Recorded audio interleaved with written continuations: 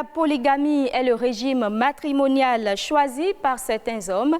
D'autres, par contre, veulent construire leur vie et bâtir leur avenir avec une seule femme. Mais face à la tentation, beaucoup n'arrivent pas à résister et se font piéger par leur maîtresse. Ils se retrouvent donc du jour au lendemain avec plusieurs foyers à gérer. Polygamie malgré lui, comment réagir et comment annoncer cette nouvelle à la première épouse? Quelles peuvent être les conséquences sur la famille? On fait le débat avec nos invités, ils sont déjà là. Ils sont déjà là, hein, vous l'aviez dit. Nous avons à nos côtés Madame Elvire Lokonon. Bonjour Madame. Bonjour. Et en face de vous, nous avons Auguste Amoussou. Vous êtes père de famille. Oui, bonjour. Au-delà d'être père de famille, je suis un être humain. Et puis, on aura au téléphone Monsieur Aïna Réa-Sogba, il est Rounogan, bien sûr. On va l'appeler tout à l'heure. Alors, Madame Elvire Lokonon, dites-nous, hein, voilà, il s'est fait piéger par la maîtresse dehors. À qui la faute? Est-ce sa faute ou la faute de la maîtresse? C'est clair que c'est une responsabilité partagée. D'accord. C'est clair que c'est une responsabilité partagée parce que chacun d'eux, en passant à l'acte, savait qu'il était dans l'illégalité et dans l'illégitimité. Donc, je crois que c'est une responsabilité partagée. La responsabilité par rapport à qui? C'est ça plutôt la vraie question. La maîtresse n'a pas de relation avec l'épouse. Donc, elle n'a pas d'engagement vis-à-vis de l'épouse. Elle n'a pas de responsabilité vis-à-vis de l'épouse. On pourrait le dire comme ça. Même si, de prime abord, elle savait que c'était un homme marié. Mais l'homme, lui, a un engagement vis-à-vis de quelqu'un. Et en passant à l'acte, il a manqué à cet engagement-là. Donc, je crois qu'il a une grande part de responsabilité. Et par rapport à l'épouse, il a la plus grande responsabilité. Donc, à vous entendre, cette relation ne devrait même pas exister. La relation entre l'homme marié et la maîtresse, ça ne devrait pas exister, mais malheureusement, c'est ce que nous constatons aujourd'hui. Si elle devrait exister, elle existerait sur quelle base? Parce que le contrat de mariage prône l'exclusivité. À moins qu'il y ait un alinéa qui dise, bon, on s'autorise à avoir des écartades et des choses comme ça. Je ne crois pas que c'est courant sous nos cieux. D'accord. Alors, Monsieur Auguste Amoussou, comment annoncer cette aventure à Madame à la maison? Avant de venir à cela, c'est vrai que ceux qui nous écoutent connaissent déjà ce que c'est que la polygamie, mais je nous rappelle que c'est le fait d'être marié, si c'est du côté de l'homme, à plusieurs femmes. Là, on parle de la polygamie. Et de l'autre côté, pour la femme, de se marier à plusieurs hommes, ce qui est rare de nos jours, qu'on appelle la polyandrie. Et je crois que c'est un acte qui, dans certains pays, est constitué comme un délit. Et est puni forcément par la loi. À qui la faute? Ah oui, vous parlez de deux êtres humains qui se sont vus, étaient conscients, même si c'était sous l'effet de l'alcool, se sont désirés et se sont admirés et ont décidé de quitter le lieu où ils se sont admirés pour se retrouver quelque part où c'était fermé entre les quatre murs. Ce qui veut dire que les deux se sont déplacés pour aller quelque part, pour aller commettre un acte. Et que ça a été mûri aussi. Tout a été planifié. Je dirais simplement que c'est avec préméditation. Oui. Donc, forcément, les deux sont responsables. Seulement que les torts sont partagés de part et d'autre selon les engagements des uns et des autres. Je prends le cas de l'homme qui est marié et a déjà un certain nombre de responsabilités. Dans ce mariage, il s'est entendu déjà avec sa femme. Et c'est sur certains nombres d'engagement. Je ne peux pas dire, peut-être c'est la dot qui a été faite, c'est peut-être le mariage civil ou religieux. Ça dépend de quel type, la nature de cet homme-là, quand il allait vers cette femme. De la même manière, ça peut être une femme, peut-être qui a connu un premier mariage avant de divorcer. Ça peut être dans l'adultère, c'est possible. Ça arrive parfois, où la femme ayant un homme décide d'aller vers encore un autre délit pour créer encore d'autres délits. Je dirais simplement que les torts sont partagés selon la responsabilité des uns et des autres, selon l'engagement de l'un ou de l'autre dans le mariage antérieur qui l'amène maintenant vers... Maintenant, comment l'annoncer à sa femme? Vous êtes quelqu'un de très conscient. Vous savez, ce qui arrive, c'est parfois la peur. La peur de pouvoir s'exposer au fait. Je dirais simplement l'orgueil. Je dirais simplement que c'est le fait de ne pas s'assumer. C'est le fait de ne pas prendre ses responsabilités. Parce qu'au fait, si c'était sous l'effet de l'alcool, il faut reprendre maintenant l'alcool pour aller annoncer à sa femme. Je rigole. Je rigole, mais comme ce n'était pas sous l'effet de l'alcool, il faut avoir quand même le courage. Mais quel genre de femme a-t-il? Parce qu'il y a des femmes, plusieurs catégories de femmes. Il existe des femmes qui comprennent, même au-delà de l'imagination, qui supprennent, des femmes qui sont très jalouses et qui peuvent, sous l'effet de ça, taper, aller vers une certaine violence. Des femmes qui n'ont pas le cœur, qui ont le cœur très sensible et qui peuvent piquer une crise. Quand ils apprennent cela, parce qu'au fait, elle était dans une certaine assurance, c'est compliqué. Donc pour l'annoncer, il faut analyser la situation de la femme qui est là et savoir maintenant comment le faire. Mais tout est que, tôt ou tard, tout ce que vous cachez, parce qu'il n'y a rien de caché sous le soleil. D'accord, nous avons Monsieur Aïna Réansogba. Rounogan, vous êtes avec nous et vous suivez le débat également. Oui, tout à fait. Je salue les téléspectateurs. Vous nous entendez? Je vous entends très bien. D'accord, nous avons du mal un tout petit peu à vous recevoir. Vous pouvez essayer de parler un peu plus fort? Je disais donc que je vous entends parfaitement et je salue les téléspectateurs. D'accord. On parle aujourd'hui de ce débat-là. On voit des hommes qui se font piéger par leur maîtresse au dehors. Lorsque ça arrive, ma première question, c'est de savoir tout de suite à qui revient la faute. Oui, je commence par faire remarquer qu'on ne peut pas tout de suite attribuer la faute à quelqu'un. Entre l'homme et la femme, on ne peut pas dire c'est elle qui est fautif. Seulement, quand vous dites piéger, ça signifie que cette femme-là n'est pas mariée et veut de cet homme. C'est-à-dire, elle a fait un plan pour dire je veux que cet homme-là soit mon mari. Je veux lui faire un enfant. Malgré l'opposition de l'homme. Oui. Et c'est pour ça qu'elle a planifié quelque chose pour que l'homme tombe dans ce piège-là. C'est extrêmement dangereux parce que si une femme devient enceinte pour vous contre votre gré, le mariage là, ne sera pas un bon mariage. Parce que vous n'avez pas voulu d'enfant, vous n'avez pas voulu de grossesse, mais vous êtes tombé dans le piège qui est tendu par cette femme-là. Alors, quand donc déjà, il n'y a pas consentement, vous voulez dire? Voilà, donc dans ces conditions, l'objectif visé par la femme en vous mettant dans ce piège-là, c'est de se retrouver sous un toit. Ça ne marche pas toujours comme ça. Donc, l'objectif n'est pas atteint.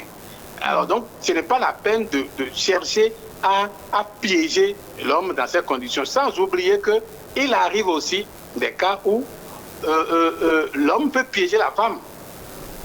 L'homme peut piéger une femme et la femme peut se retrouver de son côté. Une femme qui est sous toi, un homme peut arriver à la piéger. Mais dans ces conditions, si le ventre arrive à cette femme-là qui est sous toi, comment elle va présenter ça à son mari? Et ça, c'est un aspect que nous allons voir ensemble. Voilà, donc les responsabilités, vous avez demandé, les responsabilités sont vraiment partagées parce que celui qui va vers une femme dehors, et qui se dit, bon voilà, c'est juste une aventure, doit savoir aussi que ça peut dégénérer à tout moment et que ça peut donner une grossesse. Donc, Madame Elvie Lokono disait tout à l'heure que cette relation-là, d'ailleurs, elle est illégitime, elle ne devrait pas exister. Vous, votre avis? Non, en fait, c'est des choses que vous retrouvez dans les documents que vous lisez. C'est quand on est là à lire tout le temps et à s'accrocher à ce que le plan nous a amené qu'on continue de dire que est-ce que dans les tests, nous n'allons pas mener notre existence en nous accrochant aux tests. Parce que là où les tests ont été toujours appliqués, quel est l'état des ménages et des foyers dans ces pays-là où on s'accroche aux tests? Est-ce que ce n'est pas l'hypocrisie? Est-ce que ce n'est pas la destruction des couples? Est-ce que nous avons la paix dont nous parlons? Donc, s'accrocher aux tests, ce n'est pas la solution. il faut laisser les textes de côté et voir la réalité. La réalité est que c'est des femmes qui sont en difficulté ou alors qui veulent nécessairement un avenir meilleur sans se gêner, qui tendent ces pièges-là. Et tant que l'homme n'est pas d'accord, il ne faut pas s'engager, il ne faut plus tenter ces aventures-là, il ne faut plus tenter de tenter des pièges. Ce n'est pas bien parce que ça n'aboutit pas au bonheur souhaité.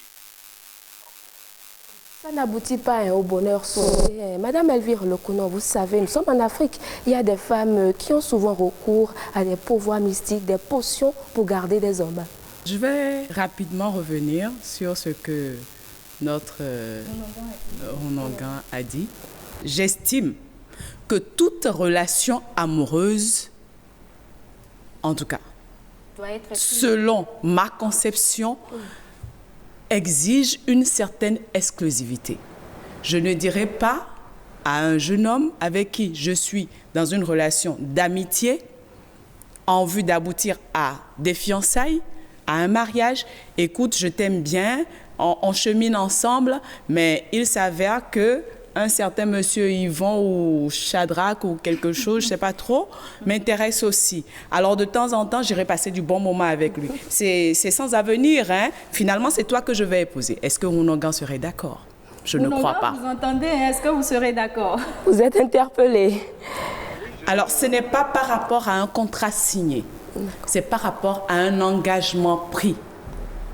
Et je me permets d'ouvrir une parenthèse rapidement. Quand on dit l'homme a été infidèle et tout, il n'a pas été infidèle à sa femme, non. Il a été infidèle à son engagement. Et maintenant, j'en viens à votre préoccupation, des femmes font ci, des femmes font ça. C'est normal, c'est du marketing.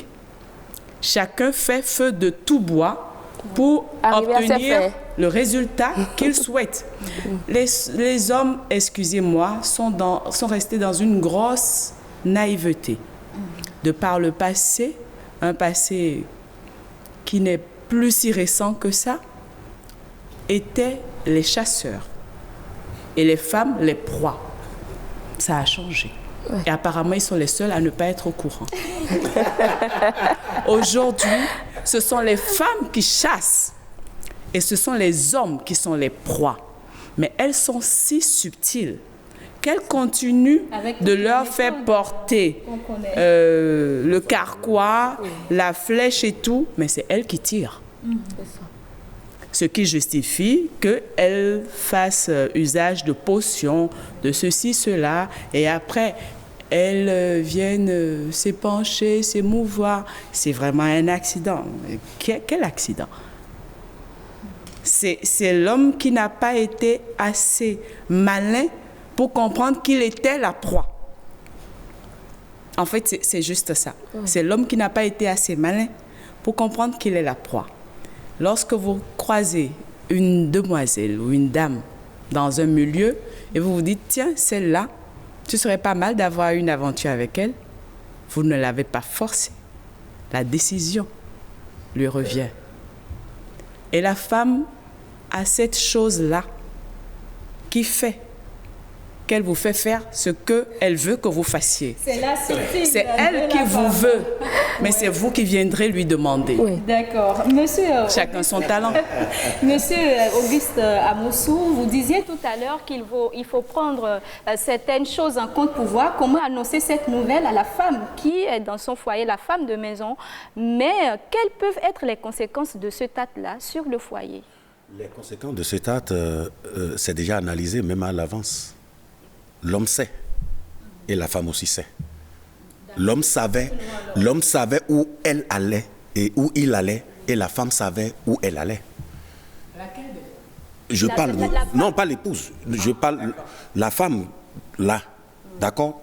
Elle savait où elle allait. Je ne parle pas de l'épouse. Maintenant la maison concrètement, comment est-ce que ça va se passer? Comment ça va se passer? Oui. Vous savez, ce mec, on peut le traiter d'inintelligent, mais au finish, est responsable de son acte et sait comment faire pour l'annoncer à sa femme parce qu'il est censé connaître sa femme. D'accord. D'accord?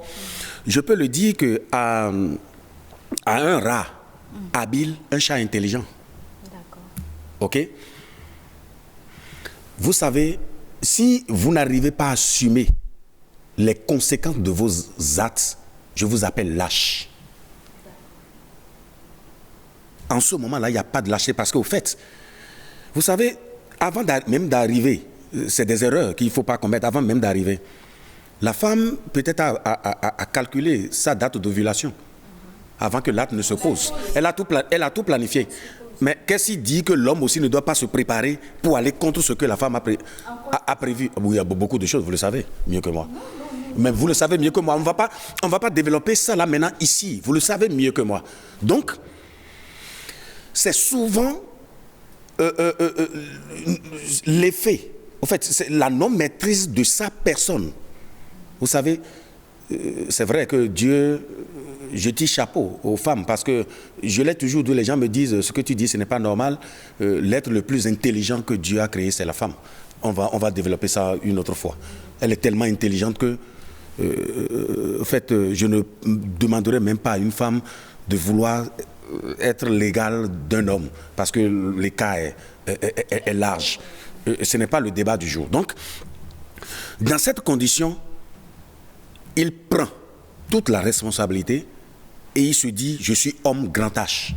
Si entre-temps, il aurait souhaité que sa famille d'origine, je veux parler de la femme à la maison, que tout aille pour le meilleur ou pour le pire, parce que c'est à lui seul revient ce choix. Il doit trouver les astuces qu'il faut pour l'annoncer. Les parents sont là, les amis de nos amis, les amis de la femme sont là. Il y a certainement quelqu'un que la femme a l'habitude d'écouter. Parce qu'en fait, quand vous êtes déjà dans la position de quelqu'un qui vous accuse en faute, déjà, l'orgueil descend. Et vous utilisez les astuces. Parce que la plupart de ces hommes-là sont tellement orgueilleux et ne veulent pas montrer leur côté où, quand ils sont dans le tort, ils disent « je suis dans un tort et je me mets dans les conditions ». Et oui. Que faire? Faut-il appeler la famille ou des amis pour intercéder pour vous? Je suis en train, c'est qu'il y a plusieurs voies pour y aller. Oui. Vous pouvez régler ça seul avec votre femme. Si vous avez l'habitude de lui dire la vérité, si vous avez l'habitude d'être sincère, si vous avez l'habitude de jouer véritablement votre rôle, il serait plus facile à cet homme qui est responsable chez lui de savoir comment annoncer cela à sa femme. Maintenant, il y a aussi les humeurs de la femme. Vous savez, cet homme deviendra philosophe. Il faut qu'il réfléchisse et qu'il sache. Vous risquez également de perdre ce foyer, de perdre... Non, ce n'est pas évident. S'il veut, il le fait. S'il veut perdre, il va perdre. Tout dépend de lui.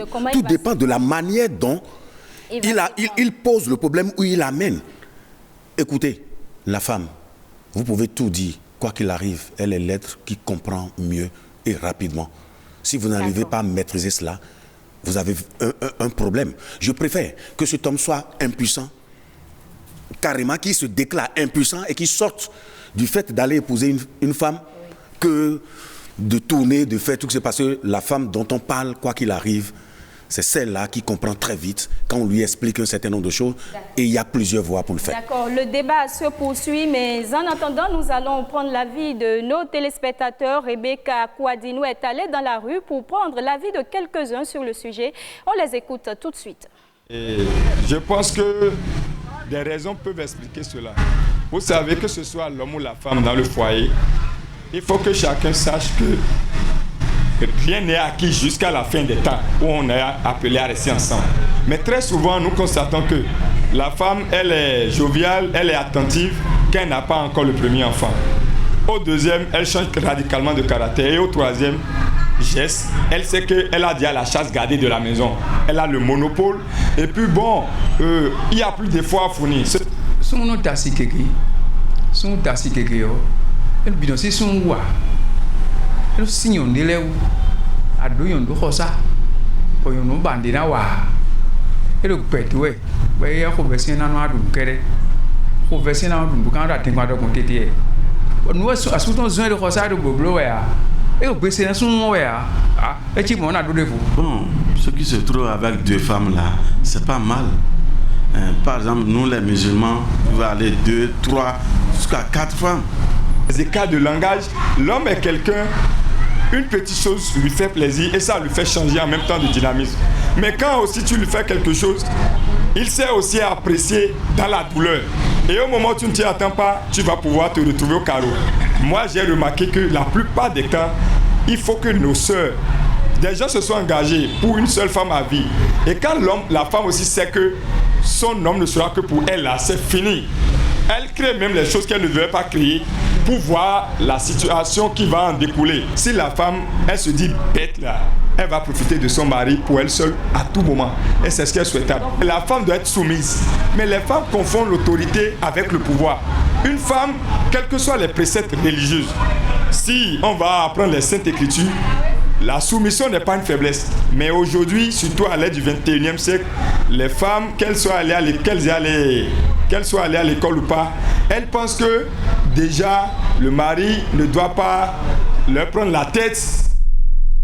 De retour en plateau pour continuer donc ce débat et nos invités qui réagissent déjà. Monsieur Auguste, vous avez la parole. Non, je dirais simplement que tout ce que nous avons reçu selon les interventions des téléspectateurs, c'est des trucs qui sont réels. Et ça varie d'un téléspectateur à un autre, parce que les expériences divergent. C'est que chacun vit son expérience selon le type d'homme ou bien le type de femme qu'il a rencontré dans sa vie. Vous savez, il y a un adage qui dit que dès que vous tombez sur la bonne femme, vous êtes très heureux. Et dès que vous tombez sur la mauvaise, vous devenez philosophe. C'est un adage qui... Lorsque vous trouvez une bonne femme, vous avez trouvé le bonheur. Le bonheur. Et dès que le contraire, vous devenez philosophe. Donc chacun a son expérience. Mais comment trouver aussi la femme? C'est des questions qui se posent. Comment vous êtes allé vers le choix de cette femme avec qui vous vivez? Quand vous la rencontrez peut-être dans une boîte de nuit, vous connaissez un peu l'état. Quand vous la rencontrez dans une cérémonie, ainsi de suite, vous comprenez un peu. Donc chaque type de femme est destiné à un certain nombre de principes ou de comportements qu'il faut avoir. Vous savez, les téléspectateurs ont parlé, vous avez entendu parler de pouvoir, de la soumission et de tout. Si chacun sait jouer son rôle et que chacun reste dans le rôle que le foyer... Il arrive des moments quand vous êtes en face d'un homme qui est carrément inintelligent, n'arrive pas à gérer véritablement le foyer. La femme prend le dessus parce que c'est à elle, en ce moment, que Dieu a donné l'intelligence qu'il faut. La femme, l'homme doit reconnaître que quand même cette femme-là a quelque chose de supérieur. Donc, qu'on ne chante pas tout le temps notre supériorité, que nous chantons plutôt notre connaissance et notre sagesse pour permettre à ce que les lacunes des parts et d'autres soient remontées par l'une ou par l'autre. C'est vrai que quand la femme sait, c'est dans le cas de l'homme que c'est un peu ça un souci, parce que notre orgueil ne nous permet pas de l'accepter. Mais souvent, dans le cas de la femme s'adapte à ça et puis c'est OK. À madame de réagir aussi à notre vox populi. J'ai un défaut. Je n'aime pas la lâcheté. Ça, ce que j'ai écouté là, j'appelle ça de la lâcheté. Quand quelque chose ne vous arrange pas, ne vous agrée pas, vous vous en séparez. La faute de l'un ne justifie pas celle de l'autre. On dit, ah oui, c'était bien, mais après, elle a commencé à déconner parce qu'elle a vu qu'elle est la seule. Libère-la et passe à celle que tu as trouvée, qui est mieux. Parce que c'est même pas très malin. Si tu prends quelque chose de pourri et tu prends quelque chose de sain, tu mets les deux ensemble, ce qui va dénoter sur l'autre, c'est ce qui est pourri. Bien sûr. Monsieur Rounogan Aïnaré. Permettez que je finisse rapidement. J'ai l'impression qu'il y a quelque chose qu'on est en train de confondre. On n'est pas en train de justifier ou non la polygamie, parce qu'on ne parle pas d'un système de polygamie. On parle d'un système de monogamie où quelqu'un se retrouve avec un bébé sur les bras. Et j'aurais aimé qu'ils réagissent par rapport à ça, plutôt qu'on se cache sous le fallacieux prétexte de la femme n'a plus été soumise, alors on a vu ailleurs et voilà quoi. Monsieur Aïnaré, vous êtes là? Oui, je suis là. Monsieur Aïnaré? Oui, je suis là, je vous suis. Alors, dites-nous, lorsque vous vous retrouvez avec un autre foyer sous le dos, il y a forcément des enfants qui sont en jeu. Quel avenir justement pour ces enfants-là? Oui, je voudrais dire que d'abord, il ne faut plus que nous continuions à faire preuve d'hypocrisie lorsque nous avons une femme en présence de nous. On ne peut pas, il est difficile de dire à une femme, écoute, avec le temps, il est possible que ça ne se dit pas. Les deux se parlent et se jurent fidélité au début. Et si ce n'est pas les conditions là, ça pose un problème. Vous ne pouvez pas vous faire confiance mutuellement si vous ne vous comportez pas comme ça. Mais au fil des jours, on sait que les choses ne se passent pas exactement comme ça. Chacun en est conscient. Mais s'il arrive qu'un homme engageant une aventure se retrouve piégé, comme nous l'avons dit, il y a quelque chose qu'on doit assumer. Ce qu'on doit assumer, c'est qu'on doit assumer l'enfant qui est issu de cette aventure-là. Et il faut avoir le courage. Ce n'est pas même pas un courage. Il faut tout faire pour assumer et jusqu'à la fin. C'est-à-dire que lorsqu'un enfant naît, il n'a pas demandé à naître. Si ça doit disloquer le foyer qui existe, vous allez prendre les mesures qu'il faut pour que ça ne vole pas en éclats. Mais si ça doit arriver, il faut assumer aussi. Parce que dès que cet enfant naît, faut pas, c'est ce que je n'aime pas voir, c'est ce que je ne supporte pas, c'est que les gens abandonnent. Même si vous avez été piégé, vous ne pouvez pas abandonner. Si vous estimez que vous avez été piégé, vous ne pouvez pas abandonner cet enfant-là. Non, vous devez assumer et vous occuper de cet enfant-là jusqu'à la fin, même au risque de faire voler en éclats votre propre foyer qui existe. Même si c'est le cas, il faut le faire parce qu'il n'est pas question de se cacher, de dire « comme je n'ai pas voulu, j'ai été piégé, j'abandonne ». On ne peut pas abandonner. C'est ce que je veux dire par rapport à ce point-là parce que ça me fait vraiment mal de constater que la colère qui va réagir, c'est-à-dire que ce qui va se passer dans le foyer oblige certains hommes à fuir, à ne pas reconnaître l'enfant, à le nier ou à ne pas s'en occuper du tout. Ce n'est pas normal. Et c'est pour protéger, disent-ils, leur foyer, c'est pour protéger et la femme, c'est pour protéger la relation dans laquelle ils sont depuis toujours, qui se comportent comme ça. Mais l'autre qui est venu au monde, qui n'a pas demandé à venir, cet enfant-là, est un être humain qu'il faut assumer. Donc, nous n'allons pas continuer à multiplier les histoires. Mais dans le même temps, j'ai déjà dit tout à l'heure, je répète, oui. Il n'y a aucun intérêt à dire « je vais piéger ». Parce que il faut qu'on commence par décourager cet esprit-là qui consiste à dire « si je tombe enceinte maintenant, il sera à moi ». Il faut qu'on commence par dire aux gens, ce n'est pas la méthode pour pouvoir trouver le bonheur. Ce n'est pas parce qu'il a de l'argent, ce n'est pas parce que j'ai besoin de lui, non. Il faut le lui dire. Il faut que vous entendiez pour que vous dites, écoute, je veux te faire un enfant. Et qu'il soit d'accord. Et que lui-même, il prenne les précautions pour informer tous ceux qui doivent être informés pour qu'il n'y ait pas de scandale après. Voilà, il y aura la paix. Mais si vous ne faites pas comme ça, mais Rounonga, est-ce qu'il ne faut pas chercher aussi des solutions pour décourager ces hommes-là qui vont au dehors? Qu'est-ce qu'ils vont justement chercher là-bas? On se pose la question. En fait, la question ne peut pas se poser en ces termes-là. On ne peut pas se poser en ces termes puisque aujourd'hui, il faut être pratique. Et dans la pratique, on se rend compte que, comme l'un des intervenants l'a stipulé tout à l'heure, c'est l'homme qui est devenu la proie. Alors, lorsque vous vous trouvez dans une situation pareille, de quelle âme dispose l'homme pour pouvoir échapper à ce nouveau chasseur qui, dit-on, est le plus intelligent aujourd'hui? Alors, donc, l'homme est en danger. Qu'est-ce qu'il faut faire? Si vous êtes en danger, qu'est-ce qu'il faut faire? Il faut aussi travailler pour qu'on sache qu'aujourd'hui, l'homme doit réfléchir pour ne pas tomber dans un piège. Et nous devons réfléchir à cela. Voilà.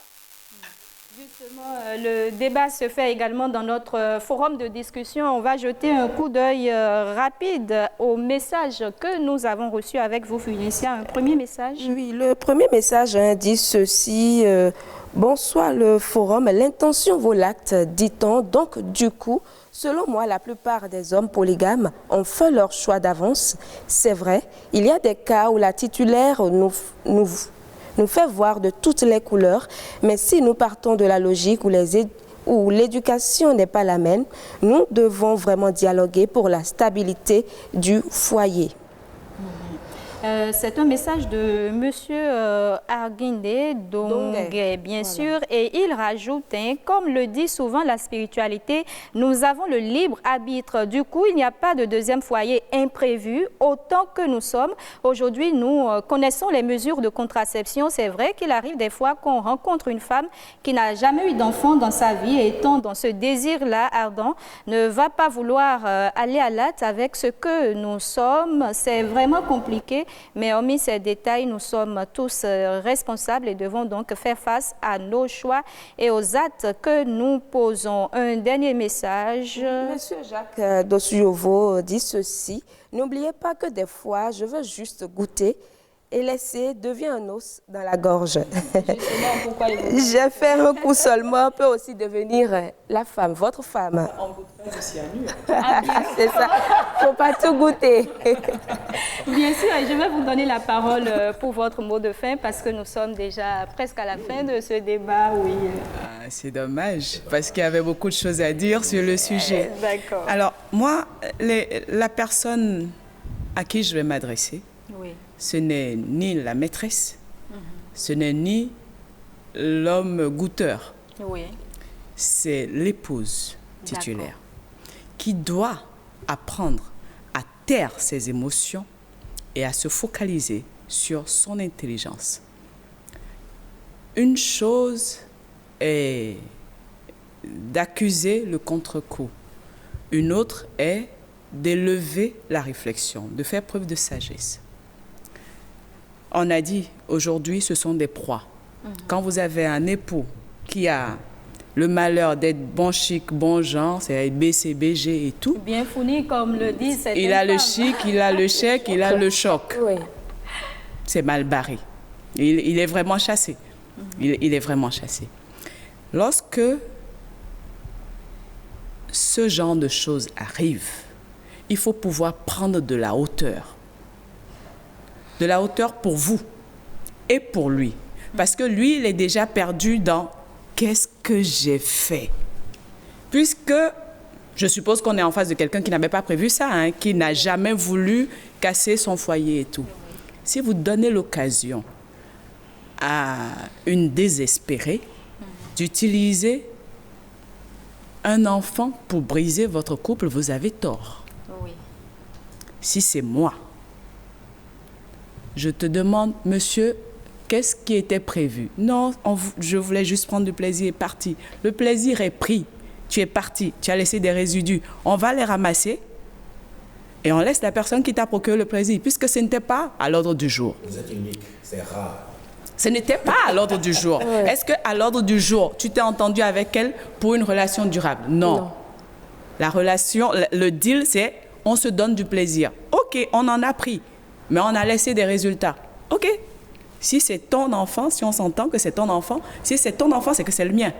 On va le chercher. Donc, vous ne quittez pas votre foyer? Absolument pas. Monsieur Auguste, donnez-moi une minute encore. On nous fait de grands signes là-bas. Non seulement vous ne quittez pas votre foyer pour ça, mais si la dame exige à garder l'enfant, et qu'à 2h du matin, elle prend son téléphone pour dire « l'enfant chauffe, viens voir », vous descendez avec votre mari là-bas. Puisque vous êtes mère, vous savez comment on gère la fièvre. Et elle, peut-être qu'elle n'en a jamais eu. Donc, vous descendez là-bas avec elle. Et elle comprend. On gère ensemble la situation. Et elle comprend qu'elle est l'intruse. Merci. J'aime bien ça. Merci pour l'astuce. Hein? Je voudrais juste dire qu'il y a des cas où la femme a tenté plusieurs fois d'avoir des enfants et n'était même pas dans le cas d'espérer. Et du coup, tombe sur un homme comme ça, et puis la grossesse survient. Oui. Son attitude serait différente. Pas forcément pour piéger, mais elle était à la recherche constante et heureusement pour elle, c'est tombé. Donc alors que c'était déjà un homme marié. D'où je reviens sur la conscience de la femme de l'autre côté pour comprendre et l'homme aussi pour permettre à ce que comment aussi l'annoncer parce que elle était dans une condition, elle était à la recherche. Quand c'est tombé dedans, vous lui proposez même la grossesse et vous dit niet, ça n'arrivera pas. Elle est prête même à chasser l'homme et à garder seule son enfant pourvu qu'elle puisse avoir seulement. Elle n'était pas dans une idée de piège. C'est arrivé et elle a su. Et ça arrive comme ça. Et je voudrais aussi ajouter en disant ceci, la vie est choix et liberté. Oui. Et dans la vie, je vais finir par cette citation qui dit que le tigre qui m'attaque a raison. moi aussi qui là-bas j'ai raison, celui qui a la force a le droit. Monsieur Aina Riansogba, on vous écoute, vous avez la parole pour clôturer ce débat. Je remercie les téléspectateurs et je demande, c'est ce que j'ai dit que je répète toujours, parce qu'il faut préserver l'existence et la survie de l'enfant qui est né de cette union-là. C'est ça qui me préoccupe le plus. Et ce que j'ai entendu tout à l'heure, c'est très intéressant. C'est-à-dire que l'information doit arriver dans le foyer et la gestion de cette information dans le foyer doit être une gestion qui favorise, qui ne fait pas voler en éclats le foyer, mais qui préserve aussi la vie et l'évolution de cet enfant que l'on a eu dans des conditions que nous connaissons. Donc c'est ce que nous allons d'abord dire et demander aux femmes de ne plus tendre des pièges. Ça, c'est ce qu'on peut commencer par dire tout de suite pour que les pièges n'existent plus parce qu'il faut un consentement pour faire un enfant. C'est ce que je peux dire pour conclure. Et moi, j'ajoute demander aux hommes également de bien et de mieux prendre soin de leur foyer afin de pouvoir rester dans ces foyers-là. Madame, monsieur, mesdames, messieurs, vous avez votre propre opinion sur la question. Nous, on a essayé de faire le débat ici et j'espère que vous avez pu tirer le meilleur de ce débat.